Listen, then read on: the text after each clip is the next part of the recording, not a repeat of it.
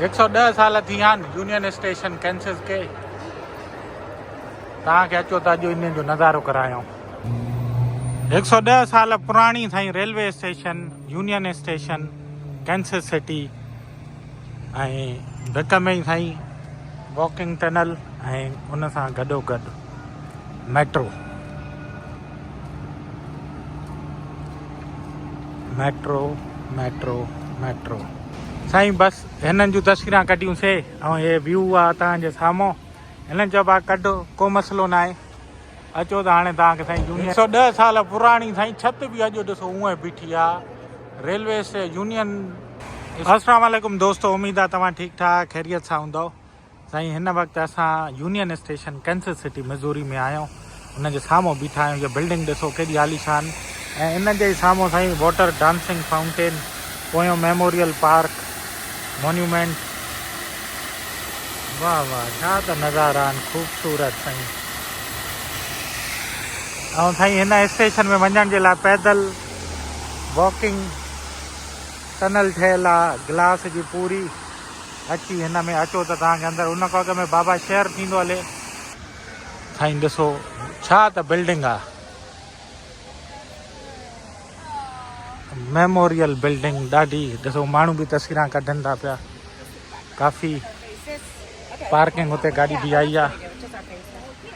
अचो हाणे तव्हांखे थोरो नज़ारो करायां। तव्हांखे साईं यूनियन स्टेशन जो हिन आलीशान बिल्डिंग जो तव्हांखे नज़ारो करायां। उन खां अॻु में बाबा शहर थींदो हले। अचो त तव्हांखे ॾेखारियां यूनियन स्टेशन जी कहिड़ी दुनिया आहे। हेॾो शुरू कयूं था साईं। अचो, माण्हू पैसेंजर लाथियूं वञनि था हलिया, छो त हिन जी आहे रेलवे स्टेशन अंदरि। ऐं मां पाण पहिरियों दफ़ो तव्हांखे अमेरिका जी रेलवे स्टेशन ॾेखारियां थो पियो। किल्ड द कैंसिस सिटी मिज़ूरी में, उन जी यादि में मेमोरियल लॻियलु आहे। बाक़ी यूनियन स्टेशन ही आहे साईं, हिन जो बोर्ड। बसि साईं हितां अंदरि हलंदे उहे ई पुराणा दर। Done done done done, free wifi बि आहे। वाओ वाओ वाओ साईं, वाओ, अमेजिंग।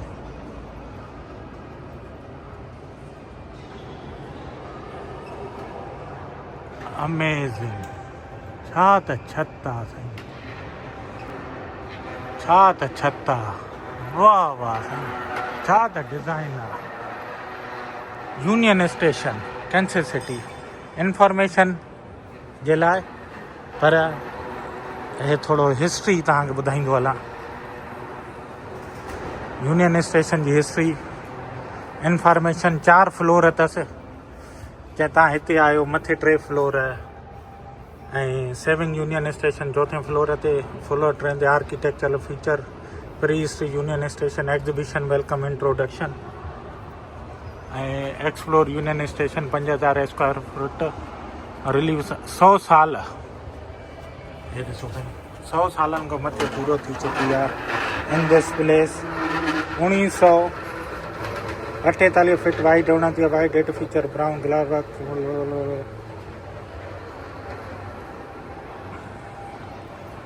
वाओ, छा त साईं अमेजिंग। हे Amtrak station, Amtrak जेका अमेरिका में रेल हलंदी आहे, उन जे लाइ हेॾे टिकट चेक करे वञनि था पिया माण्हू। बैगेज क्लेम हुयो जीअं एयरपोर्ट ते थींदो आहे। हे साईं उहो दुकान ॿाहिरि स्टेशन ते पाण हूंदा आहिनि, अंडे जूस बोतल, हे उहो। वाह, हे को शइ शिगल टाफी खटमिठड़ो। वाह साईं वाह, छा त स्टेशन आहे। वाह वाह, 1914 साईं, 110 साल थी विया आहिनि। 110 साल थी विया आहिनि यूनियन स्टेशन कैंसिस के। तव्हांखे अचो त अॼु इन जो नज़ारो करायूं। वाह साईं, बचड़नि जा हर को फ़ोटू कढे थो पंहिंजे जा, पर छा त आर्किटेक्चरल कमु थियल आहे, छा त नज़ारा आहिनि।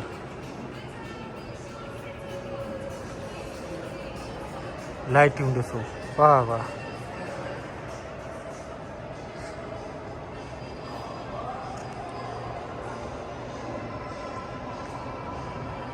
हे साईं मुख़्तलिफ़ दुकान शॉप्स वग़ैरह आहिनि ॿुधो आहे बंदि पिया आहिनि हिन वक़्तु सिटी गैलरी जो साम्हूं आहे ऐं एग्ज़िबिशन एरिया आहे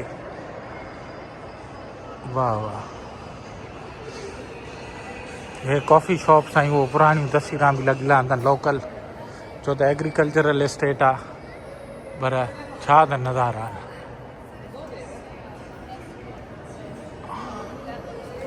छा त नज़ारा आहिनि हेॾे चांहि बोतल लव कैंसर सिटी केसी जो बोर्ड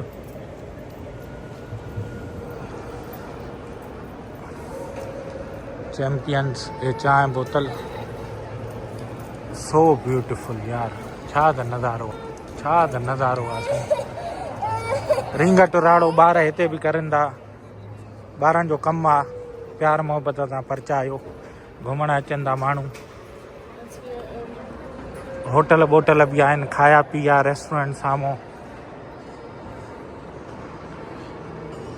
हे फोटू कढनि थियूं अमड़ियूं ऐं हेॾे साईं वेटिंग एरिया ऐं ट्रेन सिस्टम टिकेटां विकेटां हेॾे आहिनि ऐं पाण वटि टिकेट न आहे त पाण हेॾे नथा वञी सघूं न त हेॾो ट्रेन वग़ैरह हर शइ वेटिंग एरिया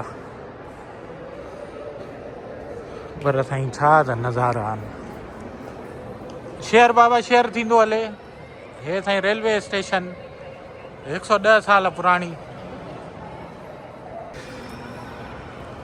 वाह साईं वाह त साईं बस स्टेशन खां ॿाहिरि निकिरंदासीं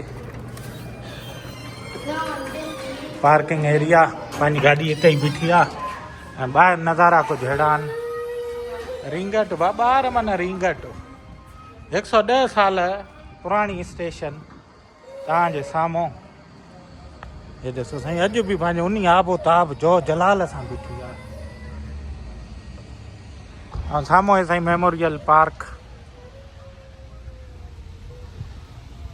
कैंसर सिटी मिज़ोरी